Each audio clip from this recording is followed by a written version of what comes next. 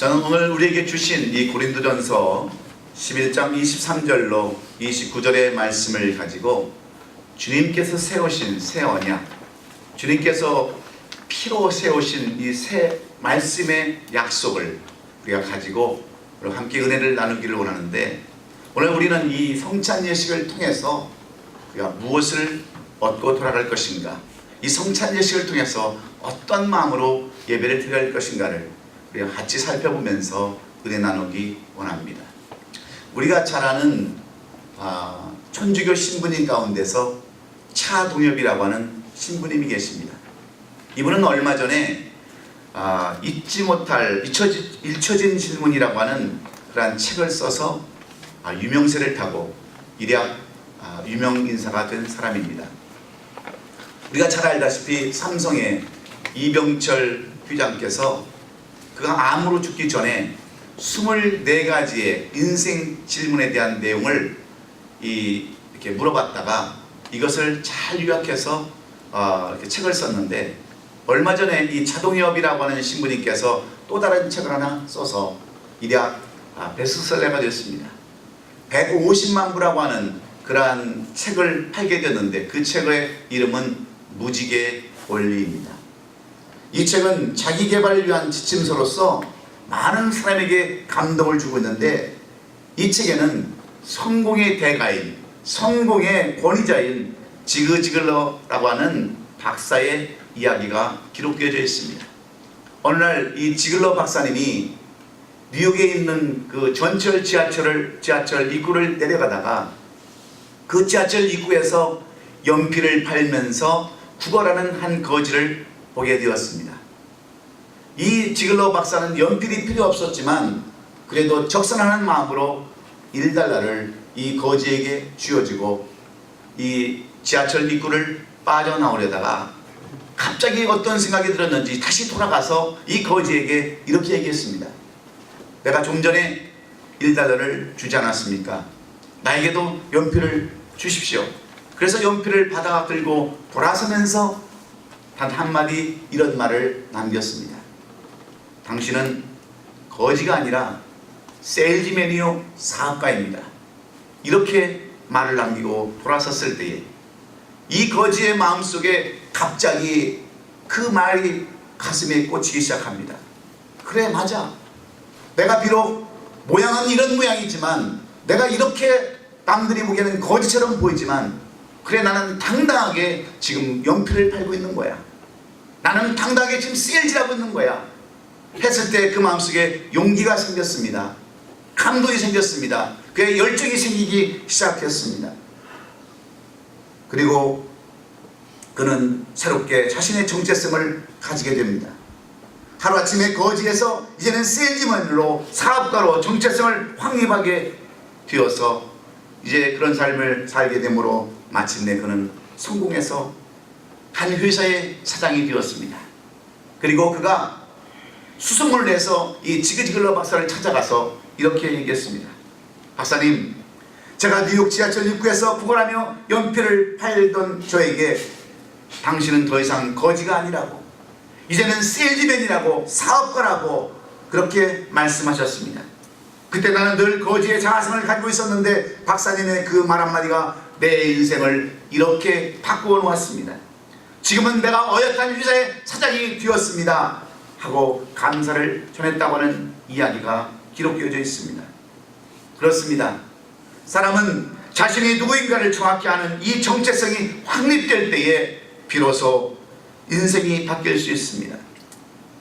찬란한 무지개의 빛처럼 그렇게 빛날 수 있는 인생, 위대한 승리의 삶을 살 수 있다고 하는 이 무지개의 원리를 통해서 오늘 우리도 이 말씀을 무지개의 원리로 비추어서 말씀을 바라볼 수 있기를 예수님의 이름으로 축원합니다. 사랑하는 성도 여러분, 오늘 이 예배에 참여한 우리들도 마찬가지입니다. 우리가 누구인가를 제대로 아는 자신의 정체성이 확립될 때 우리도 승리의 삶, 열매 맺는 삶, 무지개의 원리를 통해서 찬란히 빛을 내는 그러한 삶을 살아갈 수 있습니다. 그렇다면 우리는 누구입니까? 여러분들은 어떤 사람들입니까? 이사야서 53장 6절에 기록된 것처럼 우리는 다 양같아서 그릇 행하여 각기 제갈로 갔거늘 여호와께서는 우리의 모든 죄악을 그에게 담당시켰도다.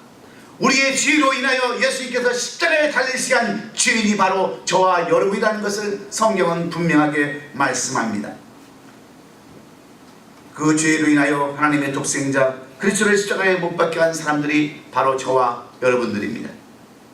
뿐만 아니라 로마서 3장 10절에 기록된 것처럼 기록된 바 의인은 없나니 하나도 없다고 한 것처럼 우리는 다 죄인입니다. 그런데 이런 죄인들을 예수님은 외면하지 아니하시고 찾아오셔서 우리로 하여금 영접하게 하시며 구원의 문을 열어주셔서 우리로 하여금 의인의 길로 인도해 주셨음을 여러분 믿으시면 아멘 하십시다. 죄인에서 의인인 것이 바로 예수를 믿는 우리 그리스도인들의 정체성임을 우리는 깨달아야 합니다. 이 정체성을 우리가 분명히 알고 오늘 드리는 이 성찬 예배에 참석할 때 이 예배는 감사와 찬양이 있는 예배, 살아있는 예배의 심정과 실력으로 드리는 예배가 될 줄로 믿습니다. 죄인이 의인되고 영혼이 멸망받아 죽어야 할 영혼이 구원받아 영생을 누릴 수 있는 새 피조물이 되었다고 한다면 이것보다 더 큰 은혜가 어디에 있겠습니까? 예수 그리스도의 은총을 그 무엇으로 우리가 감사할 수 있겠습니까? 오늘 이 본문의 말씀은 성찬 예식에 관한 말씀입니다. 예수님의 권면의 말씀이기도 합니다. 이 말씀은 얼마나 귀한 말씀인지, 얼마나 우리에게 필요한 말씀인지 사복음서에 마태와 마가와 누가와 요한복음에 다 기록되어 있는 말씀일 뿐만 아니라 주님의 제자는 아니었지만 이 신약성경 13권을 썼던 그 유명한 사도 바울이 이 고린도전서에 이 똑같은 내용들을 기록해 놓고 있습니다. 예수님의 명령과 예수님의 권면, 이 성찬 예식을 행하라고 하는 이 내용을 이 고린도전서에 사도 바울은 기록해 놓고 있습니다. 특별히 이 고린도 교회는 사도 바울이 정말 애쓰고 힘써서 세운 교회입니다. 예수 그리스도의 복음을 전해서 그들이 열심히 예수를 믿었던 그러한 교회가 고린도 교회입니다. 그런데 고린도 교회에 얼마나 많은 사건들이 일어납니까? 복음을 들었던 수많은 사람들이 복음대로 살지 않고 당을 지으며 서로 싸우고 분쟁을 짓고 이런 삶을 살아가고 있을 때 오늘 이 사도 바울은 그들에게 이 고린도전서 11장 23절로 29절의 말씀을 통해서 예수님께서 하신 권면의 말씀과 명령을 다시 한번 상기시키는 내용이 오늘 이 본문의 내용입니다. 그러면서 오늘 본문 23절 24절에 내가 정한 것은 주께 받은 것이니 곧 주 예수께서 잡히던 밤에 떡을 가지사 축사하시고 떼어 이르시되 이것은 너희를 위하는 내 몸이니 이것을 향하여 나를 기념하라 말씀합니다. 이 예식을 거행하라고 말씀합니다. 이 예식을 실행하라고 우리에게 권면해 주고 있습니다. 예수님께서 십자가에 달려 돌아가시더니 제자들과 함께 나왔던 성찬식을 우리도 똑같이 하라는 말씀입니다. 그 무엇과도 바꿀 수 없는 예수 그리스도의 은혜를 잊지 않고 살기 위해서 때에 따라 우리도 이 예식을 거행해야 한다고 하는 주님의 명령입니다. 그러므로 우리들은 이 성찬 의미를 제대로 알아야 주님의 명령과 권면에 순종하는 삶을 살 수 있습니다. 원래 이 성찬이라고 하는 말은 유카리스라고 하는 그런 말입니다. 그런데 이 뜻은 뭐냐면 감사하는 마음을 갖는다, 그런 의미입니다. 유카리스라는 뜻은, 우리가 이 성찬이라고 하는 뜻은 감사하는 마음을 갖는 것이 바로 이 성찬의 의미라고 이야기를 하고 있습니다. 뿐만 아니라 성찬은 거룩한 식사라는 뜻을 가지고 있는데 떡과 포도주를 진실한 마음으로, 깨끗한 마음으로 신령하게 나누는 예식을 우리는 성찬 예식이라고 부릅니다. 그래서 주님께서는 우리에게 꼭 행하라고 하신 세례와 성찬을 우리는 구별해야 할 줄 알아야 합니다. 세례는 물로 씻음으로 우리가 죄에서 벗어나 하나님의 자녀로 살겠다고 하는 의미의 예식이라고 한다면, 이 성찬 예식은 하나님의 자녀가 된 우리 성도가 떡과 포도주를 통해서 주님과 한 몸을 이루고 거룩하고 성스러운 삶을 살겠다고 고백하는 예식이 바로 이 성찬 예식입니다. 그래서 사도 바울은 이 고린도 교회의 성도들에게 이 성찬 예식을 권면하고 있는 겁니다. 그러므로 이 성찬 예식은 그리스도인인 우리들에게 참으로 의미 있고 뜻이 있는 귀한 예식이기에 이 성찬 예식을 통하여 우리들은 다시 한번 주님을 깊게 생각해보고 다음 주에 드리는 이 추수감사절 예배가 더욱 아름답게, 더욱 알차게, 보람되게, 뜻있게, 마치 무지개의 원리처럼 찬란하게 빛나는 그러한 추수감사 예배가 될 수 있기를 예수님의 이름으로 축원합니다. 우리가 진정으로 주님이 원하시는 성찬을 행하기 위해서 우리는 먼저 성찬의 온전한 의미를 알아야 하고, 또 우리가 먹고 마시는 떡과 포도주를 볼 때는 무엇을 의미하는지를 우리가 알아야 오늘 주님이 말씀하셨던 고린도전서 11장 29절로 28절 29절 말씀, 사람이 자기를 살피고 그 후에야 이 떡을 먹고 이 잔을 마실지니 주의 몸을 분별하지 못하고 먹고 마시는 자는 자기의 죄를 먹고 마시는 것이니라. 죄 짓는 그런 예식이 아니라, 죄를 범하는 예식이 아니라 주님이 기뻐하시는 예식을 드릴 수 있기에 오늘도 우리는 이 성찬의 의미가 무엇인가를 제대로 깨닫고 진정과 신령으로 드릴 수 있기를 다시 한번 주의 이름으로 축원합니다. 그러면 여러분, 먼저 우리는 이 성찬에서 예수님의 피가 무엇인지, 포도주의 의미를 알아야 합니다. 포도주는 예수님의 피를 의미하고 있습니다. 신명기서 12장 33절에 다만 크게 삼가서 그 피는 먹지 말라. 피는 그 생명인즉 내가 그 생명을 고기와 함께 먹지 못하니라. 하나님께서는 모세에게 그 이스라엘 백성들로 하여금 피를 먹지 못하게 했습니다. 신명기서에 분명하게 너희는 고기를 먹되 피를 먹지 말고 피채 먹지 말라고 이렇게 명령해 주셨습니다. 왜 그렇습니까? 피가 바로, 피는 생명을 의미하기에 하나님은 이스라엘 백성들로 하여금 피를 먹지 말라고 말씀하신 것입니다. 하나님께서 이 우주와 만물을 만드시고 이 땅에 있는 모든 동식물을 만들 때에 피 속에는 생명을 넣어주셨기 때문에 피는 생명을 의미하는 겁니다. 생명을, 그래서 예수님은 우리들을 위해서 생명을 버리셨고, 생명을 버리실 때에 피를 흘리심으로 그 생명을 버리게 하셨어요. 그리고 우리의 생명을 살리시기 위해서 대속의 죽음을 택하셨습니다.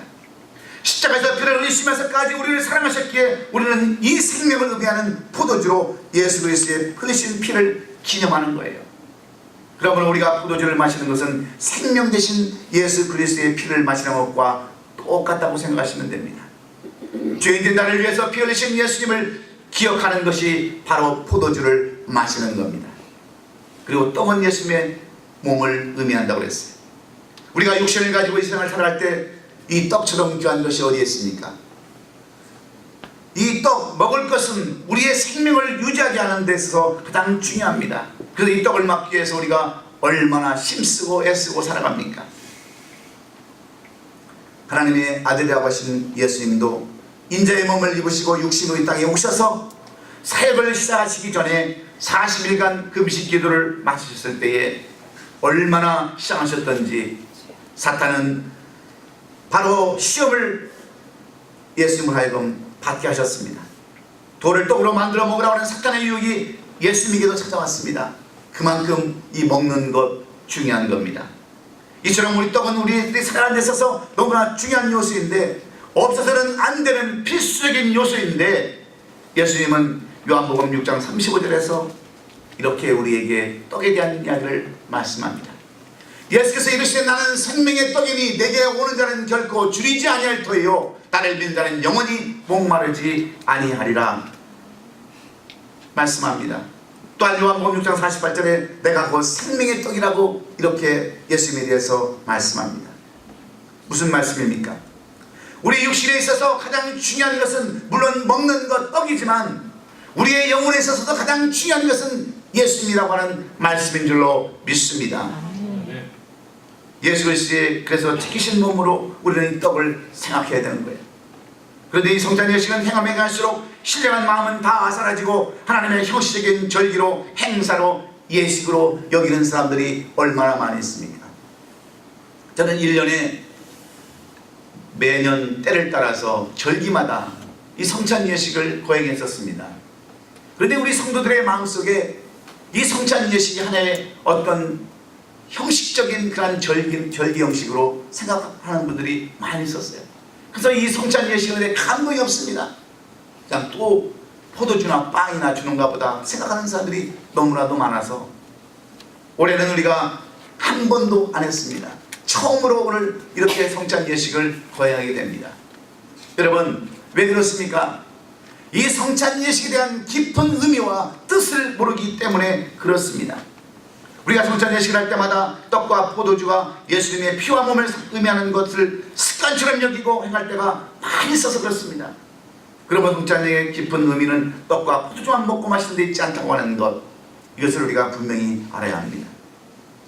그 의미를 우리가 모르기 때문에 형식적인 예식, 그저 그냥 어쩔 수 없이 해야 하는 그런 의식으로 받아들이기 때문에 오늘 우리는 더 중요한 것이, 그러면 어떤 마음으로 이 성찬 예식에 대해서는 우리가 배웠는데 어떤 마음으로 이 성찬 예식을 드려야 되느냐, 오늘 사도 바울은 우리에게 교훈해 주기를 원하고 있습니다. 여러분, 우리가 오늘 이 성찬 예식을 할 때에 주님은 분명히 주의 자녀로 피값으로 세우신 새 언약이라고 말씀합니다. 언약이라고 하는 것은 말씀의 약속입니다. 너희가 이 말씀을 그대로 지키고 행하면 내가 그 말씀대로 축복했다고 하는 언약입니다. 병에서 고침을 받게 하고 어려운 가운데 여러분을 구출해내고 여러분의 모든 막힌 것들을 풀어준다고 하는 이 언약의 약속을 이 성찬 예식을 통해서 우리에게 여러분 약속을 했다는 것, 얼마나 중요한 내용인지 모릅니다. 그러면 우리는 오늘 성찬 예식을 어떻게 거행해야 될까요?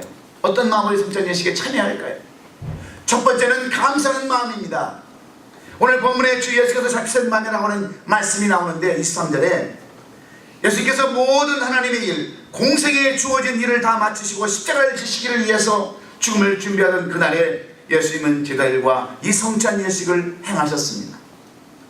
여러분, 무엇 때문에 예수님께서는 이 성찬 예식을 행하셨을까요? 그동안 많은 날과 시간이 있었음에도 불구하고 왜 마지막 날, 죽는 날, 잡히던 날에 이 성찬식을 거행했겠을까요?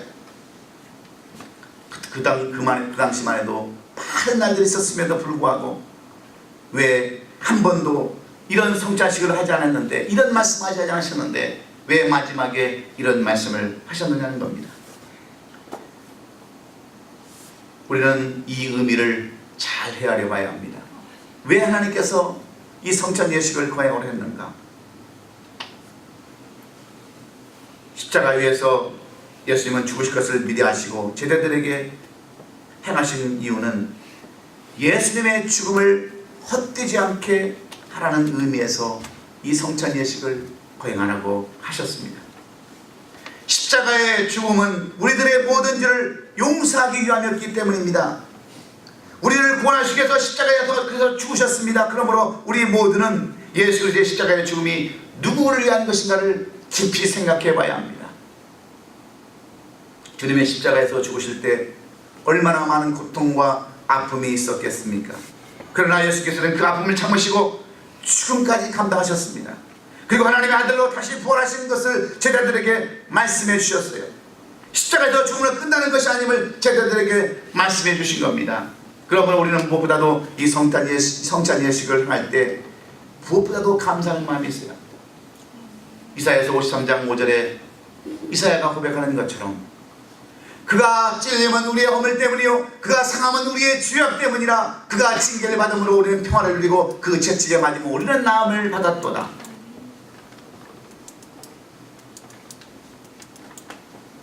예수님께서 십자가에 달리시고 피를 흘리신 것은 다 우리를 구원하기 위함이기 때문이라고 이사야가 미리 예언하고 말씀해 주셨음에 우리는 정말 이것보다 감사할 것이 없어야 합니다.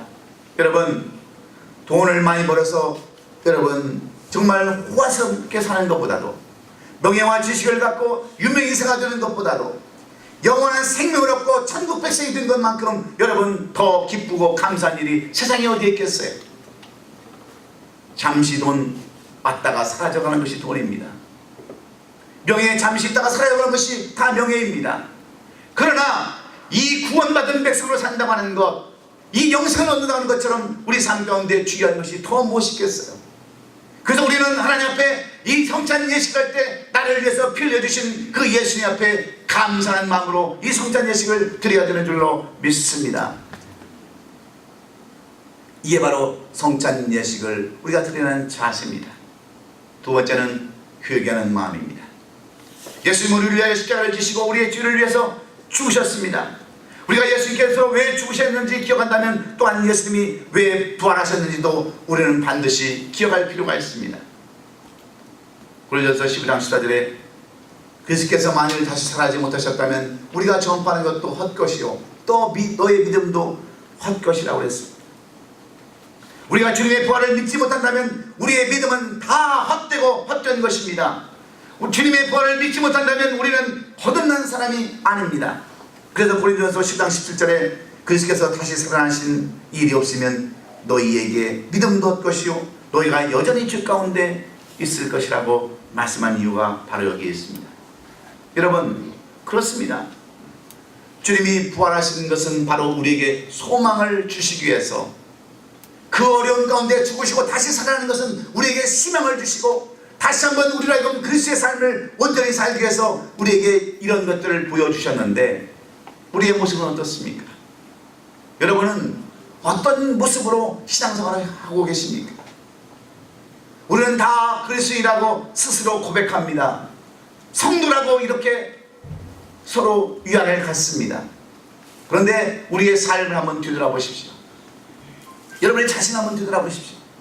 지금까지 신앙생활을 하면서 어떤 삶을 살아오셨습니까? 말씀대로 여러분 살아오셨습니까? 순종하며 살아오셨습니까? 주님이 우리에게 부탁하신 대로 한 영혼을 위해서 여러분 그렇게 애쓰고 힘써 오셨습니까? 주를 위해서 헌신하고 우리에게 요구하신 대로 온전한 11조를 드리고 감사하는 마음으로 여러분 사셨습니까?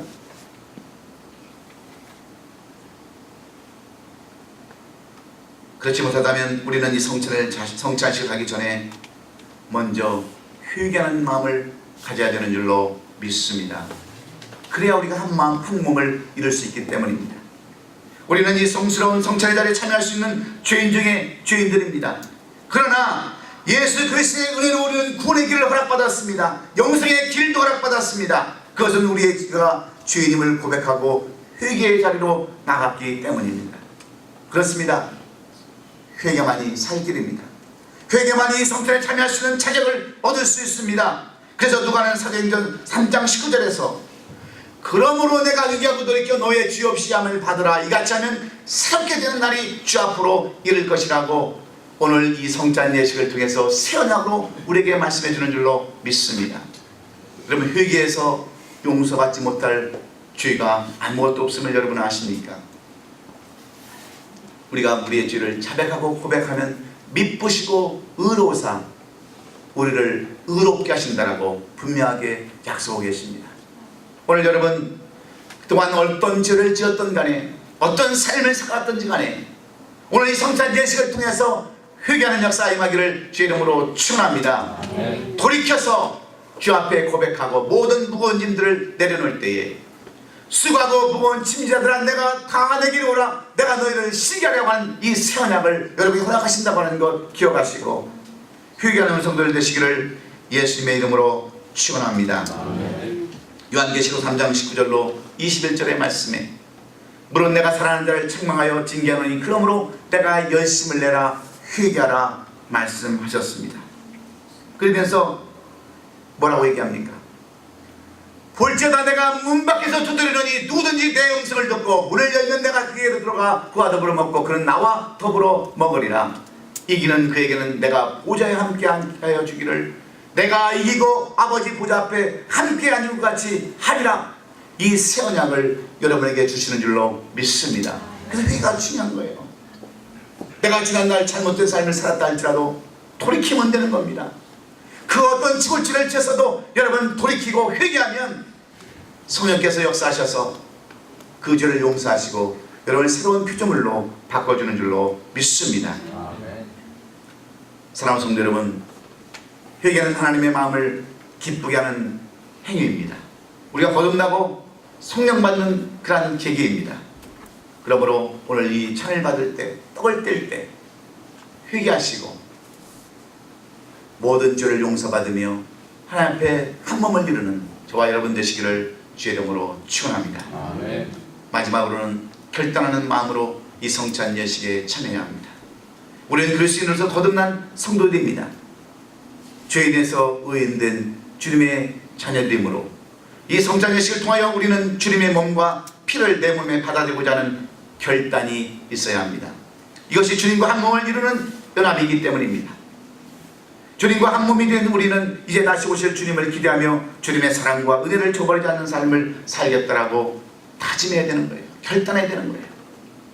에베소 2장 11절에 또 십자가로 이 둘을 한 몸으로 하나님과 함께하게 하려 하십니다. 원수된 것을 십자가로 소멸하신다고 하는 것, 이것이 바로 이 성찬 예식에 포함되어져 있는 하나님 앞에 결단으로 나가는 그러한 예식이기에 여러분들은 오늘도 정말 결단하십시오. 이제는 내가 나를 구원하신 하나님의 말씀대로 살겠습니다. 다시는 그 하나님을 다시 예수님을 십자가에 못 박는 그러한 삶을 살지 않겠습니다라고 결단할 때 이 성찬 예식에 새 언약이 임하는 역사가 임한다고 오늘 사도 바울은 우리에게 교훈해 줍니다. 뿐만 아니라 하나 더 결단할 게 있습니다. 그것은 이 성찬을 통하여 우리는 죽을 때까지 예수 그리스도를 증거해야 하는 겁니다. 26절에 기록된 것처럼 이것을 행할 때마다 주의 죽으심을 그가 오실 때까지 전하는 것이라고 26절은 그렇게 기록해 놓았습니다. 주님을 전하는 것이 바로 전도이기에 성찬 예식을 통해서 우리는 나만 구원받고 기뻐하는 것이 아니라 이 예수님의 성찬을 통해서 우리도 그런 삶을 살겠다라고 결단한 데 나가는 것이 바로 성찬 예식의 올바른 자세라고 사도 바울은 이렇게 우리에게 교훈해주고 권면해주고 있습니다. 그럴 때 세상이 변화되고 지역과 사람이 변화되기 때문에 그렇습니다. 저기 우리나라 전라남도 신안군에는 증도라고 하는 그런 섬이 있습니다. 이 섬에는 원래 낙후된 그런 지역이기 때문에 오랫동안 배를 타고 가야 되는데 지금 그 지역은 증도대교라고 하는 큰 다리가 놓여 있어서 이제는 차로 이 증도를 들어갈 수 있어 가지고 그것이 관광명소가 되었다고 합니다. 그런데 이 섬의 특징은 뭐냐면 섬 전체 80% 이상이 예수를 믿는 그러한 곳입니다. 이 섬에는 술집도 없고 유흥시설도 없고 심지어 담배 피우는 것도 없는 곳입니다. 그런데 이 섬이 왜 이렇게 된 줄 아십니까? 한 여자 전도사 문준경이라고 하는 이 여자 전도사가 예수 믿는 것 때문에 가정에서 쫓겨나가고 남편에게 이혼당하고 그래도 복음을 전하겠다고 하는 결단을 가지고 이 섬에 들어가서 그 가진 그런 핍박을 받으면서 이곳에 복음의 씨앗을 뿌렸습니다. 그래서 이 섬이 점차 변화되고 많은 사람들이 예수를 믿어서 김종문 목사님도 이만신 목사님도 정태기 목사님도 다 이곳 출신입니다. 그들이 예수 그리스도의 복음을 듣고 나서 다 변화되어 가지고 이렇게 증도라는 것이 유명한 곳이 되었던 것을 우리에게 말씀해 주고 있지 않습니까? 오늘도 주님은 이런 다리를 필요로 하십니다. 이런 다리를 우리에게 요구하십니다. 바로 여러분들이 그냥 나만 구원받았다고 나만 기뻐하는 것이 아니라 나도 이런 삶을 살겠다라고 복음을 전하며 하나님의 미랄이 될 때에 오늘 이 성찬식은 주님이 원하시는 성찬이요 사도 바울이 교훈해주는 그러한 교훈에 맞는 성찬에 참여하는 의식인 줄로 믿습니다. 사랑하는 성도 여러분, 이 성찬의 예식은 너무나도 귀하고 성스러운 행위의 예식입니다. 우리가 지금까지 말씀만 받아서 귀로만 듣던 그러한 예식이 바로 예배지만 오늘 우리는 우리가 스스로 체험하고 이 떡과 잔을 취하면서 우리는 보고 느끼고 체험하는 이러한 예식을 성찬 예식을 통해서 우리는 드리는 겁니다. 그러면 우리는 어떤 마음으로 이 예배를 드려야 할까요? 이 예식을 드려야 할까요? 감사하는 마음으로 여러분이 떡과 잔을 나눌 때에 감사하는 마음으로 이 예식을 드리십시오. 그리고 회개하십시오. 주님은 나를 위해서 물과 피를 다 견이라고 부르죠. 그래서 무슨 견, 투견, 뭐 애완견, 유기견 이렇게 부르는데, 여러분 우리 인생 가운데도 이런 개만 있는 것이 아니라 우리를 하여금 잘못 생각하게 하고 우리를 어렵게 하고 힘들게 하는 두 개가 있어요. 제가 우리 사역자 디보션 시간에 얘기를 드렸는데, 하나는 편견입니다. 또 하나는 뭐죠? 선입견. 또 하나는 선입견입니다. 늘 편견과 선입견이 우리를 하여금 힘들게 해요. 그런데 여러분, 개도요 얼마나 주의를 잘 따는 개가 많이 있습니까? 우리 손영숙 권사님은 개 사진도 들고 다녀요. 그래서 자랑도 하고, 자식이 자식, 그렇죠? 개처럼 여러분 순종하는 게 어디 있습니까? 개처럼 귀여운 게 어디 있어요? 그런데 이 편견과 선입견, 이런 개를 다 이기는 개가 있어요. 무슨 개인 줄 아세요? 백문이 불여일견입니다. 우리의 모든 선입관과 편견을 다 버리고 오늘 이 성찬 예식, 우리가 직접 경험하고 체험하고 느끼는 이 예식을 통해서 여러분 모두가 성령의 놀라운 역사를 체험하고 여러분의 문제가 해결받고 이제 삶이 변화되는 그러한 역사가 오늘 이 예배 가운데 나타나기를 예수님의 이름으로 축원합니다. 축원합니다. 기도하겠습니다.